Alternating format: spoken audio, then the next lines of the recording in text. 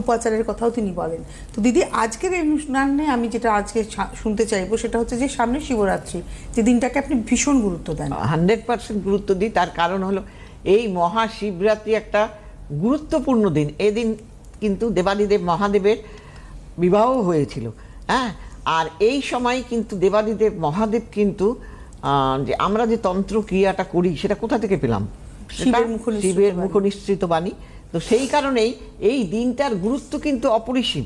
মানে এই দিনে করা কাজ শক্তির সঙ্গে দেব আদি দেব মহাদেব। হ্যাঁ, তাহলে এবং তার জন্যই কিন্তু এই দিনের করা যে কোনো কাজ তার সফলতা পায়।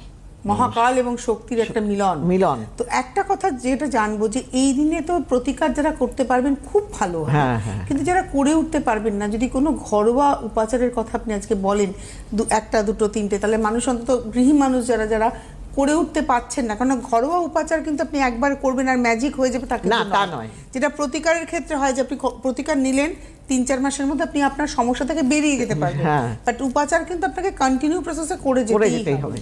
হ্যাঁ, প্রথমত আমি বলি, যেটা দেখো, দেবাদিদেব মহাদেবের এই যে পুজো আমরা করি, সেদিন উপবাস থাকি আমরা, কেউ ফল আহার করি, আবার কেউ কিন্তু একেবারেই কিছু করি না।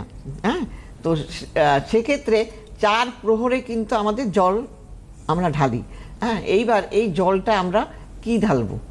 হ্যাঁ, দেখো, 4 প্রহরে দুধ, দই, ঘিত, মধু, চিনি, ঘিত ঢালবো, এই 4টে জিনিস। কিন্তু আবার যারা আমরা পারবো না, মানে 4 প্রহরে ঢালার মতো আমাদের সামর্থ্য নেই, অনেক অসুস্থ মানুষ আছে, হ্যাঁ, তারা পারে না, তখন তারা কি করবে? পঞ্চামৃত দিয়ে ওই প্রথম প্রহরেই, মানে 6টা 23 মিনিটে শুরু হবে, বিকেল, তা তত প্রথম প্রহরেই তারা কিন্তু জল ঢেলে ফল টল খেয়ে নিতে পারবে।